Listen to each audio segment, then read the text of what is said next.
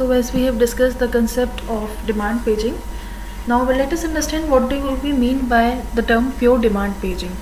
जैसे हमने demand paging में पढ़ा था कि कैसे हमारा सिस्टम कोई भी पेज फॉल्ट को ओवरकम करता है, कैसे वो उसे मेमोरी में स्टोर कराता है वापस से, तो वही चीज़ हमारे प्योर डिमांड पेजिंग में होता है। बट डिफरेंस क्या है कि डिमांड पेजेस में कुछ पेजेस ऑलरेडी हमारे पास में सिस्टम में अवेलेबल होते हैं, यानी कि हमारे रैम में अवेलेबल होते हैं। But in case of pure demand paging ये एक ऐसा वर्स्ट केस का सिनेरियो है जहाँ पर कोई भी पेज जो हमें रीड करना था, प्रोसेस को एग्जीक्यूशन करना था, वो पेज हमारे पास में अवेलेबल नहीं होता, इसलिए हमारे पास हर बार पेज फॉल्ट का इशू आता है। तो उस टाइम के लिए, उस पीरियड पे जो हमें पेजेस को लोड कराना पड़ता है, that is known as pure demand paging and it is much time taking as compare to demand paging. तो बेसिकली अगर हम दोनों का कंसेप्ट देखें, जो हमारा पेज फॉल्ट का था कि पेज फॉल्ट क्यों अकर हुई, पेज फॉल्ट इसलिए अकर हुई क्योंकि वो पेज हमारे पास में मेमोरी में नहीं था। तो यानी कि जब हमारे पास में पेज फॉल्ट अकर कर रही है, यहाँ पर जो हमने ये ओवरऑल सिनेरियो देखा था कि जब हमने उस पेज को लोड कराया तो हम क्या करते हैं, हम इस इंस्ट्रक्शन को यहीं से रिज्यूम करते हैं जहाँ से वो हमारे पास में अवेलेबल नहीं था। यानी कि हमने जो उसकी स्टेट को रिस्टोर करा, we restore the state from where it halted, from where we need to start the execution, so we begin from that only। तो यानी कि जो ये कंसेप्ट है हमारा डिमांड पेजिंग का या पेज डिमांड पेजिंग में प्योर डिमांड पेजिंग का, तो इसकी हमारी बेसिक रिक्वायरमेंट क्या है? हमारी बेसिक रिक्वायरमेंट ये है कि हमने जो भी अपना ऑपरेशन जहाँ से रिज्यूम करा था या जहाँ से हमने पॉज करा था, हम उस ऑपरेशन को वहीं से रिज्यूम करेंगे। तो अब अगर हम बात करते हैं हमारे ओवरऑल परफॉर्मेंस की कि हमारे परफॉर्मेंस पे क्या असर पड़ता है, तो बेसिकली हमने जो इफेक्टिव मेमोरी टाइम का फॉर्मूला पढ़ा था वहीं पर हम क्या जोड़ देते हैं, हम अपना पेज फॉल्ट के टर्म्स में प्रोबेबिलिटी पेज फॉल्ट कितना अराइज होगा उसको लेकर के चलते हैं, जो कि उस प्रोबेबिलिटी को हम लो रखते हैं, यानी कि in between the range 0 to 1। So the effective memory access time is 1 minus p into ma plus p into page fault time। ये पेज फॉल्ट टाइम का मतलब क्या है कि जो पेज फॉल्ट अगर हुआ था उसको सर्विस करने के लिए हमें कितना टाइम लगा, यानी कि उस पेज को मेमोरी में अवेलेबल कराने के लिए हमें टोटल कितना टाइम लगा, जो कि बाय डिफ़ॉल्ट हम एवरेज केस में उसे 8 मिली सेकेंड्स का लेकर के चलते हैं। अब जब हमने ये पेज जो हमारा ये पेज डिमांड पेजिंग का कंसेप्ट है, पेज फॉल्ट का कंसेप्ट है, ये हमें समझ में आता है, तो ये चीज़ है कि पेज फॉल्ट का बेसिक मीनिंग क्या था कि हमने ये देखा कि हमारे पास हमारा जो ओवरऑल सिस्टम था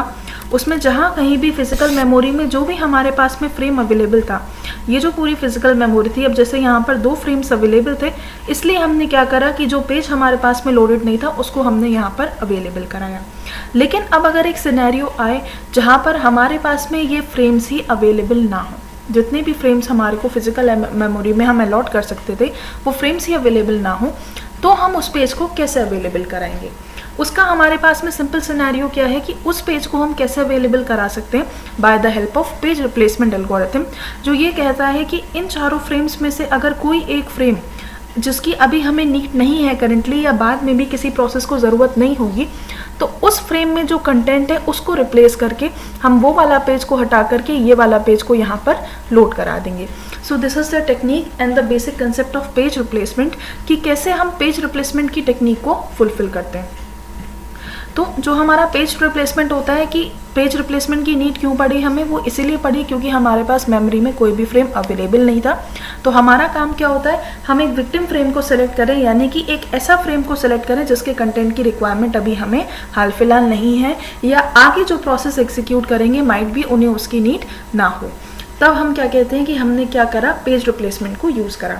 तो इन दोनों ही केसेस में जब हमारे पास में पेज अवेलेबल नहीं होता है, फ्रेम अवेलेबल नहीं है, तो वहाँ पर जो हमारा ट्रांसफ़र रेट है वो डबल हो जाता है। क्यों? क्योंकि पहले हम फ्रेम को अवेलेबल कराएंगे, उसके कंटेंट को स्वैप करा के फिर हम उसमें दूसरे पेज को एड्रेस कराएंगे। तो ये जो हमारा ओवरऑल है, इससे हमारा ओवरहेड क्या हुआ, बढ़ गया। तो उसको रिड्यूस करने के लिए हम क्या करते हैं, हम we make use of modify bit और डर्टी बिट। अब ये जो मॉडिफाई और डर्टी बिट होती है, इसका काम क्या होता है कि जब हम किसी भी पेज को रिप्लेस करते हैं तो उसकी वैल्यू को वो अपडेट कर देती है, सो दैट दूसरा प्रोसेस अपने एग्जीक्यूशन के लिए उसी पेज को रिप्लेस ना करे। नाउ अब हम आते हैं कि इस जो ये कंसेप्ट है डिमांड पेजिंग का, जिसके लिए हमें फ्रेम सेलेक्ट करना था और हमने पेज सेलेक्ट करा, उसको हम कैसे इम्प्लीमेंट करते हैं। उसके लिए हमें 2 एल्गोरिथम्स की रिक्वायरमेंट होती है। एक होता है हमारे पास में frame allocation algorithm and second one is the page replacement algorithm. Frame allocation algorithm का मतलब क्या है कि हमें जितने भी फ्रेम्स हमारे पास में टोटल फिजिकल मेमोरी में अवेलेबल थे, उनमें से हमें कौन सा फ्रेम सेलेक्ट करें सो दैट कि हम अपना जो डिमांड पेजिंग का कंसेप्ट है, जो पेज फॉल्ट हुआ था, जो भी पेज को हमें रिस्टोर करना था, हम उसे रिकवर कर पाएँ। सेकेंड क्या आता है, page replacement algorithm. Page replacement algorithm ये बताता है कि हमें कौन सा फ्रेम को सेलेक्ट करना है जिसके थ्रू हम अपने पेज को अवेलेबल करा पाएँ। तो इन दोनों का यूज़ से ही हम क्या करते हैं, हम ये जो ओवरऑल कंसेप्ट है डिमांड पेजिंग का, उसको हम इम्प्लीमेंट करते हैं। लेकिन अब ये जो हमारा पेज रिप्लेसमेंट एल्गोरिथम्स है, इसको हम 3 कैटेगरीज में डिवाइड करते हैं, यानी कि FIFO page replacement, optimal page replacement और एलआरयू पेज रिप्लेसमेंट। इन 3 एल्गोरिथम्स के बेसिस पर हम डिसाइड करेंगे कि कौन सी एल्गोरिथम हमारे पेज रिप्लेसमेंट के लिए बेस्ट सूटेबल है। साथ ही साथ जो चीज़ हमें ध्यान रखनी है वो ये, जितने ज़्यादा हमारे पास में फ्रेम्स होंगे उतने ही कम हमारे पेज फॉल्ट्स होंगे, क्योंकि अगर हमारी मेमोरी में बहुत ज़्यादा रिक्वायरमेंट है, बहुत सारे फ्रेम्स अवेलेबल हैं, तो जितने ज़्यादा फ्रेम्स होंगे उतना ईजिली हम पार्टीशन कर पाएंगे और उतना ईजिली हम नंबर ऑफ़ पेजेस को अवेलेबल करा पाएंगे। तो इन्हीं तीनों के कंसेप्ट पर, इन्हीं सारी चीज़ों के कंसेप्ट पर बेस्ड है कि हम कैसे पेज रिप्लेसमेंट को फुलफिल करते हैं।